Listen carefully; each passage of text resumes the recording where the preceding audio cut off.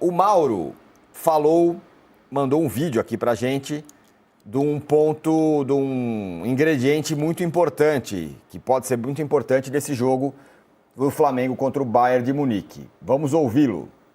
São 7 horas e 25 minutos aqui em Orlando. O Flamengo está treinando aqui atrás, aqui na cidade de Orlando, no dia seguinte ao jogo contra o Los Angeles FC. E o sol ainda está forte, sol e calor. A partida de domingo será em Miami. Daqui para lá de carro, 3 horas e pouco, então é perto, não é longe, também na Flórida. O clima lá costuma ser um pouco mais ameno, até porque é uma cidade litorânea, tem mar, então você tem uma brisa, né, e tal, mas também quente, a temperatura é muito próxima. Pode ser muito próximo. Às vezes 1 grau abaixo não faz muita diferença. E o jogo será às 4 da tarde, o que significa que toda a partida será disputada sob sol, porque se às 7h26 agora você tem o sol ainda forte, o calor, evidentemente entre 4 e 6 da tarde, quando a bola estiver rolando, os dois times irão enfrentar uma temperatura elevada e o sol o tempo todo. Vejamos até que ponto o sol e o calor vão ou não interferir no andamento dessa partida entre Flamengo e Bayern domingo pelo Mundial de Clubes da FIFA aqui nos Estados Unidos. Aí, calor. O Casão acabou de falar isso. Calor. E isso vai ser, uma paulada, pro europeu buscar. Como o Casão disse, o Bayern saiu do jogo contra o Benfica, os caras pareciam que estavam derretendo. O Thomas Müller parecia uma berinjela, estava até meio roxo. Né, o goleiro do Benfica, né, na entrevista, o melhor em campo, falou, cara, eu só quero descansar, não lembro de nada, não sei onde eu tô, preciso descansar, o goleiro, né? Então, de fato, tem um impacto muito grande, como disse o Casão. Diga lá, Casão. Então, é uma arma que o Flamengo tem. Indiscutível, é uma arma favorável ao Flamengo. O Flamengo é de uma cidade quente.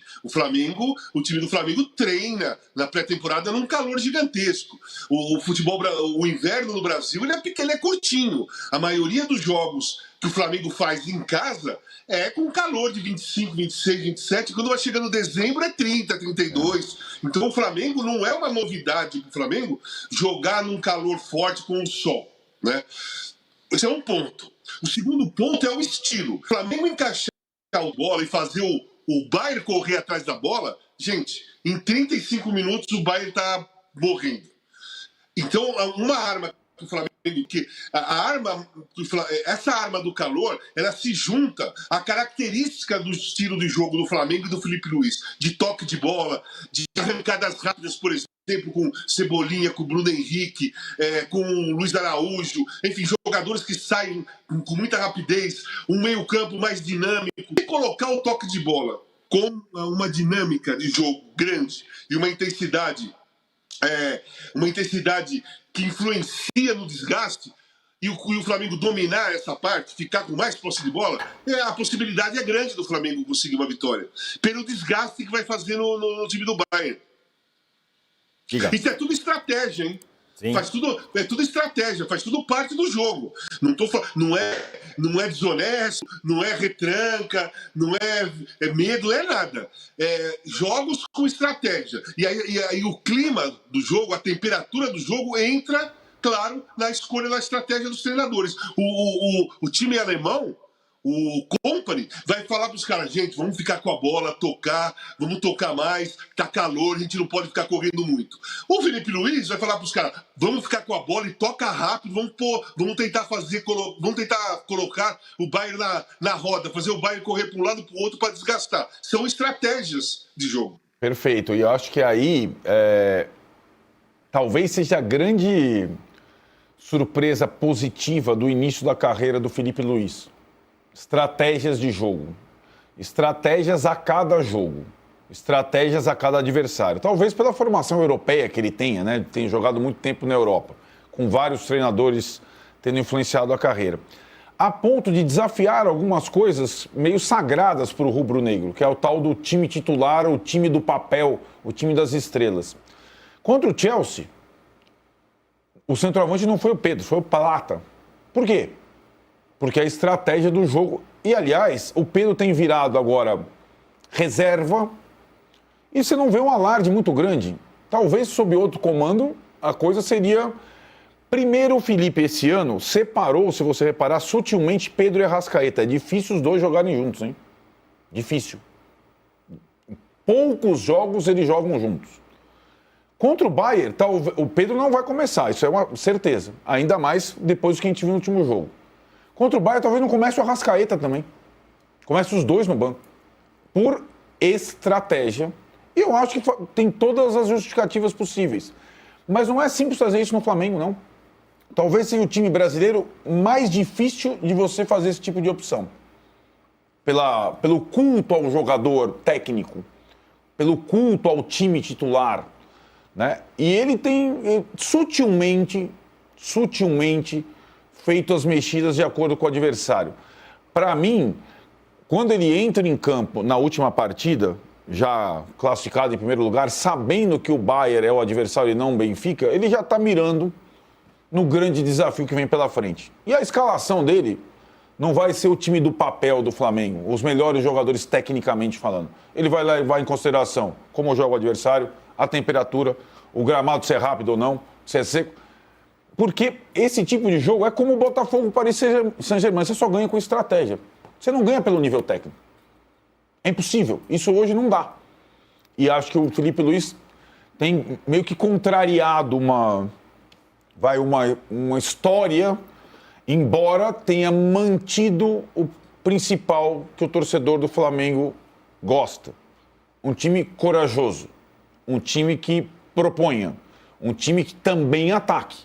Um time que não só se defenda. Então, acho que ele conseguiu, mesmo barrando, entre aspas, algumas figuras muito importantes, manter esse estilo.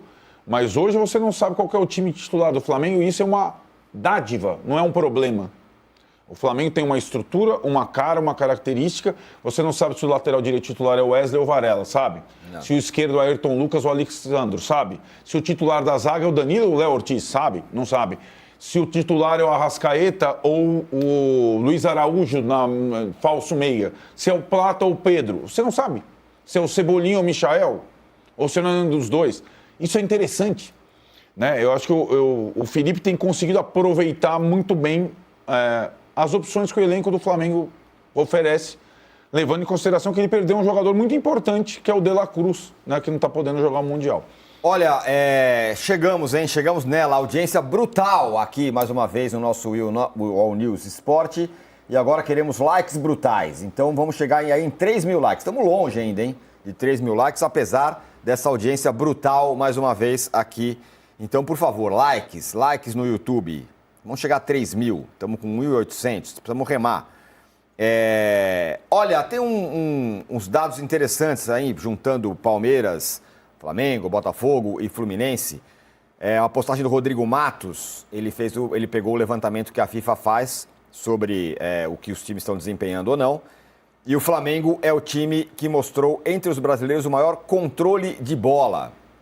Palmeiras foi quem mais finalizou no gol e também o que mais cruzou bolas na área. No caso do cruzamento não dá para estranhar, né? É assim mesmo. Chutes a gol, Palmeiras, 16,7. Fluminense, 15,3. Flamengo, 15 e Botafogo, 7,3.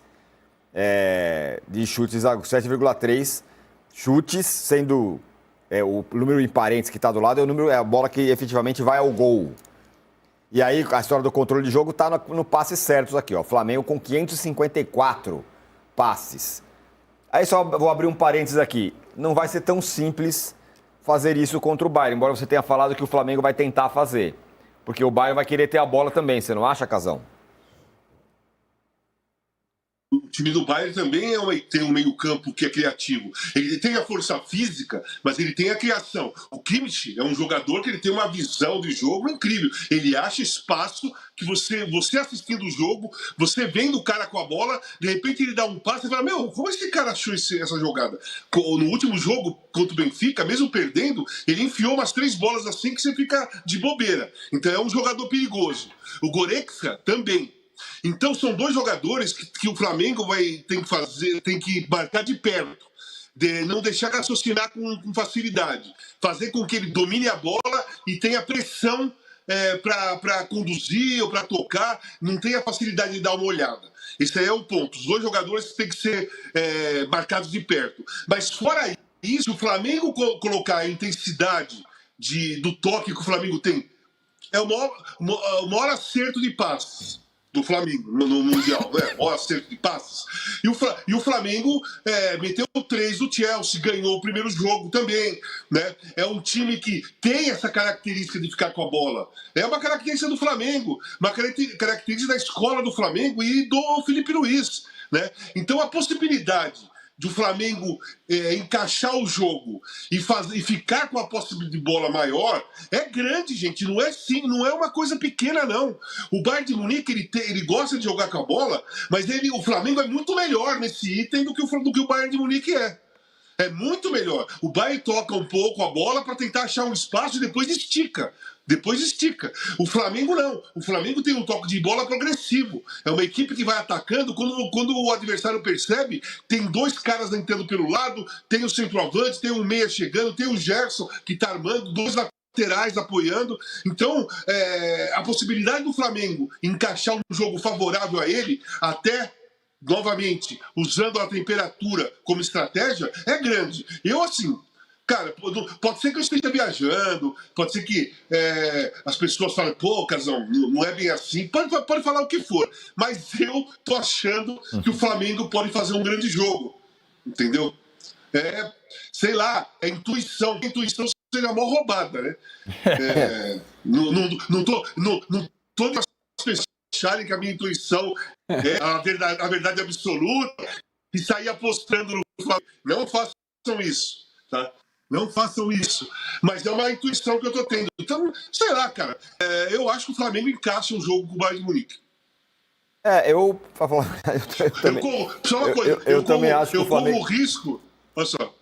Eu corro o risco, de repente, o Bayern fazer uma grande partida e meter 4 no Flamengo e isso aqui virar corte para meme. Ok, mas eu não vou me omitir em cima da intuição que eu tô tendo por causa de redes sociais, entendeu? Perfeito. Eu dou a minha opinião, eu falo o que eu tenho que falar e pronto. Depois, dane-se. Eu não sou obrigado a acertar, eu sou obrigado a dar opinião. Eu sou pago pelo UOL para dar opinião, não para acertar a minha opinião. Sim, se acertasse tudo, ficava tudo mais fácil, né? Não teria nem graça, inclusive. E a nossa enquete, a pergunta é sobre isso, quem tem mais chance de passar. E a galera tá da seguinte forma.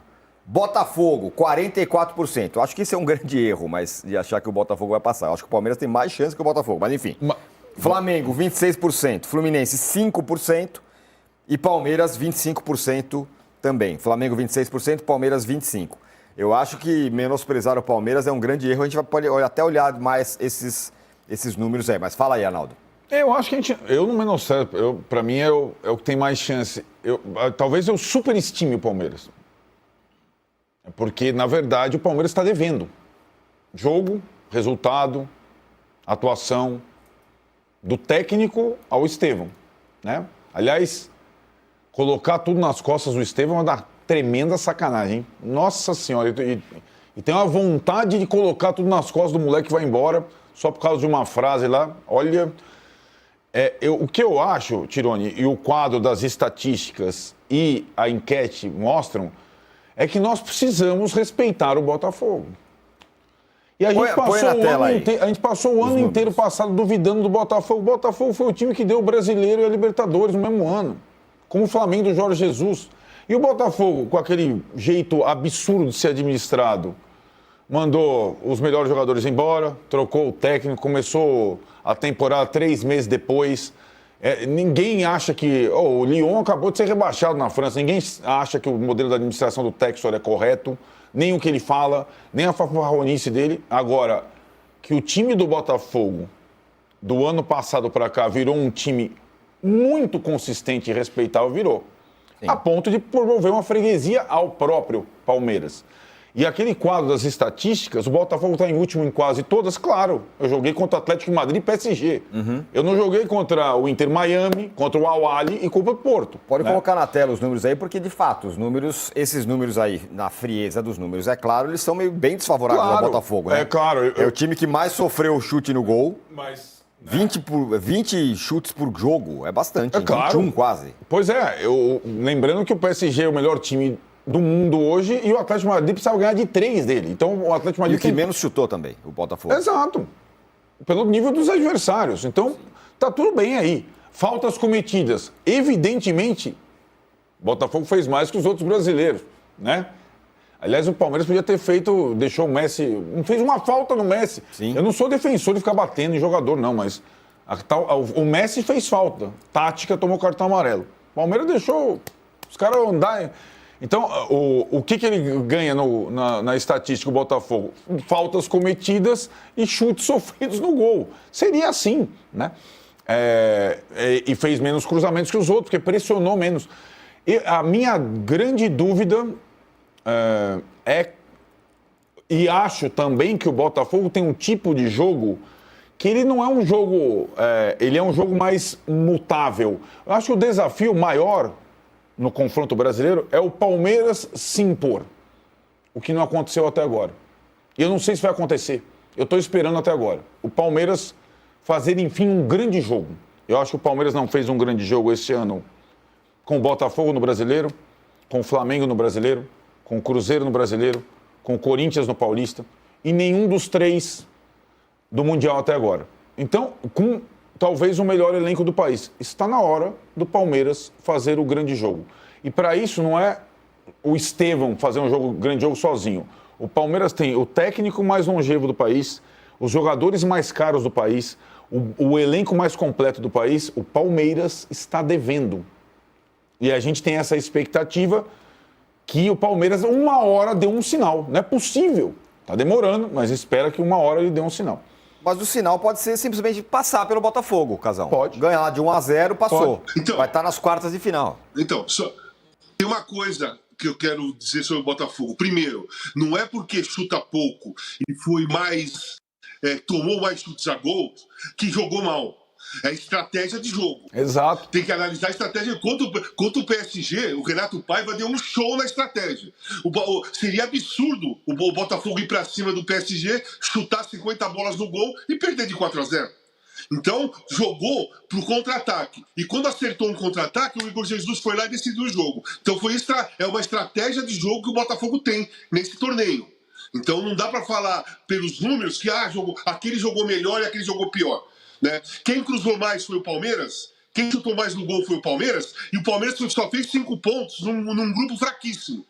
Pegou o primeiro lugar com 5 pontos no saldo de gol. O Botafogo pegou o segundo com 6 pontos contra Atlético de Madrid e contra PSG. Então, tinha que colocar os números aí.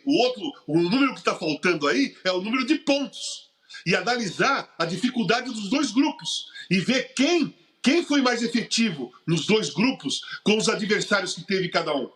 O Palmeiras fez 6 pontos, cara.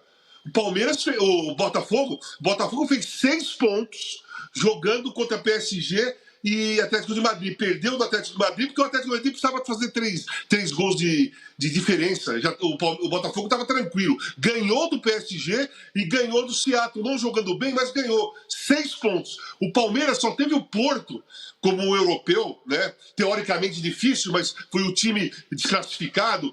É o pior dos europeus que foi participar desse torneio. E o Palmeiras jogou bem, mas empatou. E na última rodada estava perdendo de 2-0 do Inter Miami. Estava correndo o risco de ser eliminado. E que se classificou em primeiro lugar por causa do saldo de gols com 5 pontos. Cara, o Botafogo foi muito melhor no desempenho do que o Palmeiras. Não importa se o Palmeiras chutou mais, se o Palmeiras cruzou mais. Isso não importa, gente. O importante é o resultado final da estratégia.